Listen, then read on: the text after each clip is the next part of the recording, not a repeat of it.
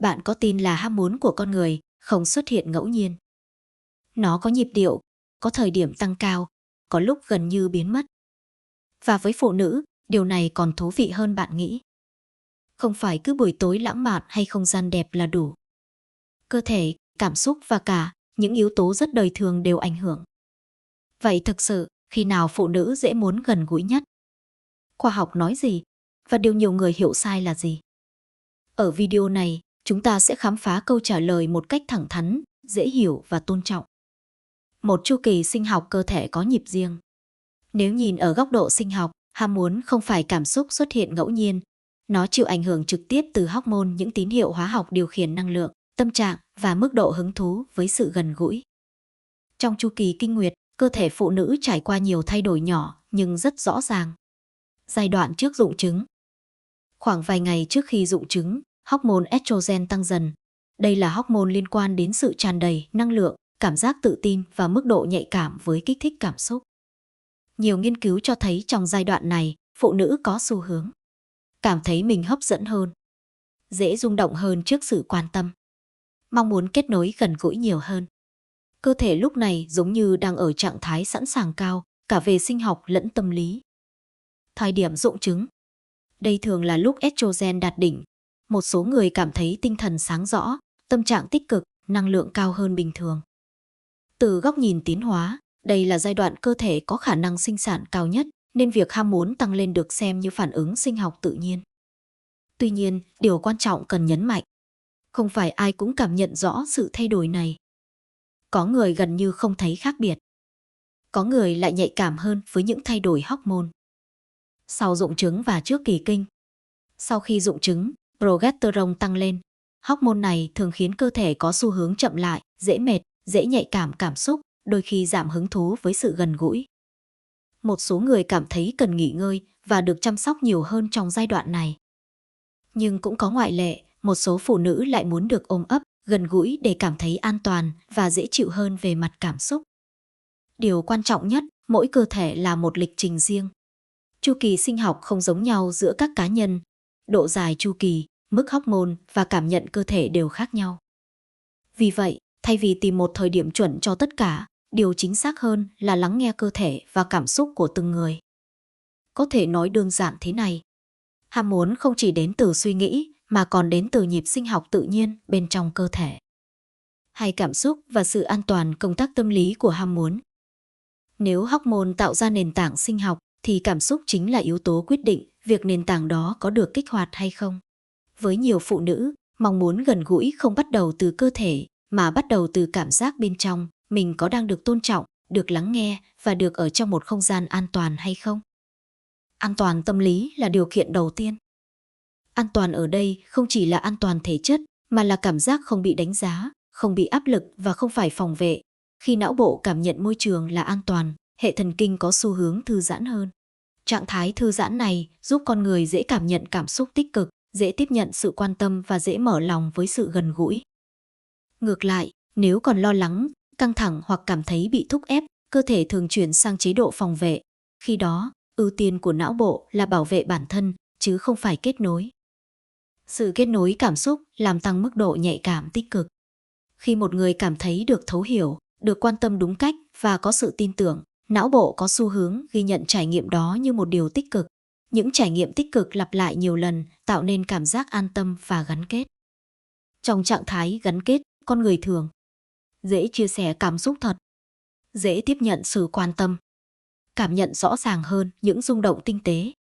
Điều này giải thích vì sao sự gần gũi về tinh thần thường đi trước và làm nền cho sự gần gũi về thể chất. Giao tiếp và sự tôn trọng ranh giới. Một yếu tố quan trọng của cảm giác an toàn là ranh giới cá nhân được tôn trọng. Khi mỗi người biết mình có quyền nói có hoặc không và được lắng nghe nghiêm túc, sự tin tưởng tăng lên. Sự tin tưởng không phải là điều xuất hiện ngay lập tức, nó được xây dựng từ những hành động nhỏ, lắng nghe, quan sát cảm xúc của nhau và phản hồi một cách tinh tế. Giao tiếp rõ ràng giúp tránh hiểu lầm và giảm áp lực tâm lý. Khi không phải đoán ý, con người có nhiều không gian hơn để cảm nhận cảm xúc thật của mình. Trạng thái cảm xúc hàng ngày ảnh hưởng trực tiếp. Tâm trạng không ổn định, áp lực kéo dài, mệt mỏi tinh thần đều có thể làm giảm mong muốn kết nối. Đây là phản ứng tự nhiên của cơ thể khi cần tiết kiệm năng lượng. Ngược lại, những trạng thái tích cực như vui vẻ, bình yên, được quan tâm hoặc được hỗ trợ khi khó khăn có thể làm tăng cảm giác gắn bó. Cảm giác gắn bó thường đi kèm mong muốn được gần gũi về mặt cảm xúc. Có thể hiểu đơn giản.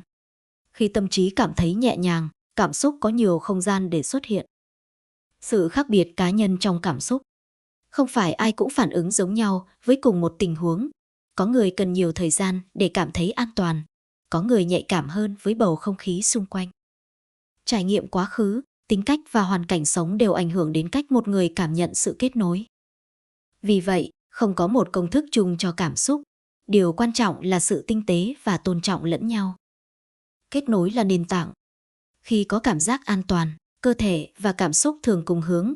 Khi không có an toàn, ngay cả điều kiện sinh học thuận lợi cũng có thể không đủ để tạo nên mong muốn gần gũi.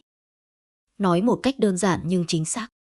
Cảm xúc không phải yếu tố phụ mà là trung tâm của trải nghiệm kết nối giữa con người với nhau. 3 mức độ căng thẳng và sức khỏe khi cơ thể quyết định có không gian cho sự gần gũi. Con người không chỉ là cảm xúc hay suy nghĩ, chúng ta là một hệ thống sinh học luôn ưu tiên cân bằng và sinh tồn. Vì vậy, trạng thái sức khỏe và mức độ căng thẳng có ảnh hưởng rất trực tiếp đến mong muốn kết nối. Có thể hiểu đơn giản thế này.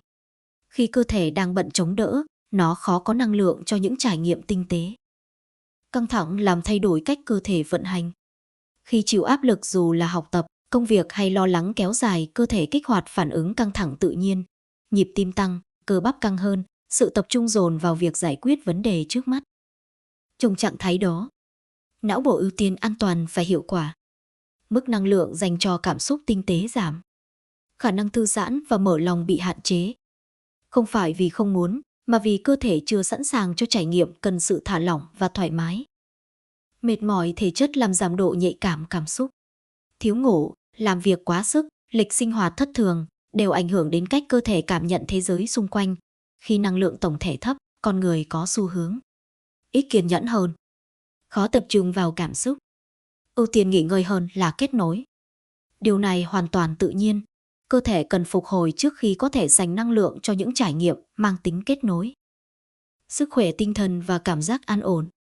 Tâm trạng không ổn định, lo âu hoặc áp lực kéo dài có thể làm giảm cảm giác thoải mái trong các mối quan hệ. Khi tâm trí bận rộn với suy nghĩ tiêu cực hoặc nỗi lo chưa giải quyết, sự chú ý khó hướng trọn vẹn vào hiện tại. Ngược lại, khi tinh thần nhẹ nhàng được hỗ trợ và có cảm giác kiểm soát cuộc sống, con người thường cảm nhận cảm xúc rõ ràng hơn, dễ tiếp nhận sự quan tâm, dễ trải nghiệm sự gắn bó. Sự ổn định tinh thần giống như một nền đất vững để cảm xúc tích cực có thể phát triển. Nhịp sinh hoạt ảnh hưởng đến nhịp cảm xúc. Cơ thể con người hoạt động theo nhịp sinh học, thời gian ngủ, thời gian thức, thời điểm năng lượng cao hay thấp. Khi nhịp sinh hoạt bị xáo trộn, ngủ quá muộn, ăn uống thất thường, thiếu vận động, hệ thống này cũng bị ảnh hưởng. Khi nhịp sinh học ổn định, mức năng lượng ổn định hơn, tâm trạng dễ cân bằng hơn, khả năng cảm nhận cảm xúc tích cực tăng. Nói cách khác, chăm sóc cơ thể chính là tạo điều kiện cho cảm xúc phát triển tự nhiên. Vai trò của sự thư giãn và phục hồi. Những trạng thái giúp cơ thể phục hồi, nghỉ ngơi đủ, vận động vừa phải, có thời gian cho bản thân đều góp phần làm giảm căng thẳng nền. Khi căng thẳng giảm, hệ thần kinh chuyển dần sang trạng thái thư giãn. Trong trạng thái thư giãn, cơ thể không còn ở chế độ phòng vệ. Tâm trí có nhiều không gian hơn. Khả năng kết nối cảm xúc tăng lên. Sự gần gũi, về bản chất, là một trải nghiệm cần sự thoải mái. Vì vậy, sức khỏe tốt không chỉ là yếu tố hỗ trợ mà là điều kiện nền tảng. Điều quan trọng cần nhớ. Không có phản ứng đúng hay sai khi cơ thể mệt mỏi hoặc căng thẳng. Việc giảm hứng thú trong những giai đoạn áp lực là phản ứng sinh lý bình thường, không phải vấn đề cá nhân. Mỗi cơ thể có ngưỡng chịu đựng khác nhau. Điều quan trọng là nhận ra tín hiệu của chính mình và tôn trọng nhu cầu nghỉ ngơi, phục hồi. Tóm lại, khi cơ thể khỏe mạnh và tinh thần ổn định, cảm xúc có nhiều điều kiện thuận lợi để xuất hiện. Khi căng thẳng hoặc mệt mỏi, ưu tiên tự nhiên của cơ thể là bảo toàn năng lượng và sự kết nối thường tạm lùi lại phía sau. 4. Sự khác biệt cá nhân. Mỗi người là một hệ sinh thái riêng. Nếu sinh học tạo ra xu hướng chung và cảm xúc tạo ra điều kiện thuận lợi, thì sự khác biệt cá nhân mới là yếu tố quyết định cách mọi thứ thực sự diễn ra. Không có hai con người nào có cùng trải nghiệm cơ thể, cùng nhịp cảm xúc hay cùng cách phản ứng trước sự gần gũi. Nói cách khác, những gì đúng với người này có thể hoàn toàn không đúng với người khác. Cơ địa và nhịp sinh học không giống nhau. Mỗi cơ thể có một bản đồ vận hành riêng. Độ dài chu kỳ sinh học khác nhau. Mức năng lượng thay đổi theo cách khác nhau. Độ nhạy cảm với hormone cũng khác nhau. Có người cảm nhận thay đổi trong cơ thể rất rõ ràng, có người gần như không nhận ra. Điều này không phản ánh đúng sai hay bình thường bất thường, mà chỉ là sự đa dạng tự nhiên của sinh học con người. Tính cách ảnh hưởng đến cách cảm nhận sự gần gũi. Tính cách đóng vai trò lớn trong cách một người trải nghiệm cảm xúc. Ví dụ, người hướng nội thường cần thời gian để cảm thấy thoải mái và an toàn. Người nhạy cảm với cảm xúc xung quanh dễ bị ảnh hưởng bởi bầu không khí và trạng thái của người khác. Người thiên về lý trí có thể cần sự rõ ràng và ổn định trước khi mở lòng. Không có kiểu tính cách nào dễ hay khó hơn, chỉ là những cách khác nhau để cảm nhận và phản ứng với thế giới. Trải nghiệm sống định hình phản ứng cảm xúc. Cách một người nhìn nhận sự kết nối chịu ảnh hưởng mạnh từ trải nghiệm trước đây, môi trường gia đình, cách được đối xử trong các mối quan hệ, mức độ được tôn trọng và lắng nghe trong quá khứ. Những trải nghiệm tích cực thường tạo cảm giác an tâm và tin tưởng. Những trải nghiệm khó khăn có thể khiến một người cần nhiều thời gian hơn để cảm thấy an toàn. Điều này không phải là rào cản cố định, mà là bối cảnh giúp ta hiểu vì sao mỗi người phản ứng khác nhau trong cùng một tình huống. Giai đoạn cuộc sống cũng tạo nên sự khác biệt. Con người thay đổi theo thời gian, ưu tiên, năng lượng và cảm xúc đều biến chuyển theo từng giai đoạn cuộc sống. Ví dụ, khi bận rộn học tập hoặc công việc, năng lượng dành cho kết nối có thể giảm. Khi cuộc sống ổn định hơn, con người có nhiều không gian cho cảm xúc. Khi trải qua thay đổi lớn, nhu cầu về sự an toàn và hỗ trợ có thể tăng lên. Không có trạng thái nào là vĩnh viễn, sự thay đổi là điều bình thường. Nhận thức về bản thân tạo nên trải nghiệm. Cách một người hiểu về cơ thể và cảm xúc của mình cũng ảnh hưởng trực tiếp đến trải nghiệm kết nối. Người có khả năng nhận diện cảm xúc tốt thường, hiểu nhu cầu của bản thân rõ hơn, giao tiếp rõ ràng hơn, cảm thấy thoải mái hơn khi thiết lập ranh giới. Ngược lại, khi chưa hiểu rõ cảm xúc của mình, trải nghiệm có thể trở nên mơ hồ hoặc khó diễn đạt. Tự nhận thức không phải là điều bẩm sinh, nó phát triển dần theo thời gian. Không có tiêu chuẩn bình thường duy nhất. Một trong những hiểu lầm phổ biến là tin rằng có một mức độ mong muốn hoặc một cách trải nghiệm chuẩn cho tất cả mọi người. Thực tế, phạm vi khác biệt giữa các cá nhân là rất rộng. Điều quan trọng không phải là so sánh, mà là hiểu và tôn trọng sự khác nhau đó. Sự thấu hiểu cá nhân giúp giảm áp lực phải giống người khác, tăng khả năng giao tiếp chân thành, tạo nền tảng cho mối quan hệ lành mạnh. Sự khác biệt cá nhân không phải ngoại lệ mà là quy luật. Ham muốn, cảm xúc và cách con người kết nối luôn phản ánh câu chuyện riêng của mỗi người, cơ thể, tính cách, trải nghiệm và hoàn cảnh sống. Vì vậy, thay vì tìm một công thức chung, điều có ý nghĩa hơn là lắng nghe, tôn trọng và hiểu sự độc đáo của từng cá nhân.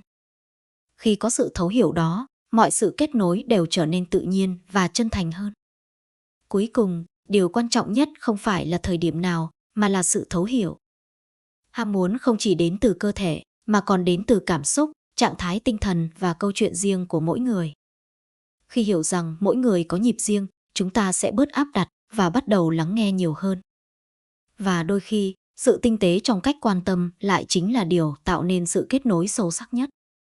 Nếu bạn thấy video này giúp bạn hiểu con người và các mối quan hệ rõ hơn, hãy bấm thích và đăng ký kênh để không bỏ lỡ những nội dung tâm lý, khoa học gần gũi tiếp theo. Bạn nghĩ yếu tố nào ảnh hưởng nhiều nhất đến cảm xúc và sự kết nối của con người? Hãy chia sẻ góc nhìn của bạn ở phần bình luận nhé. Cảm ơn bạn đã lắng nghe. Hẹn gặp lại ở video sau.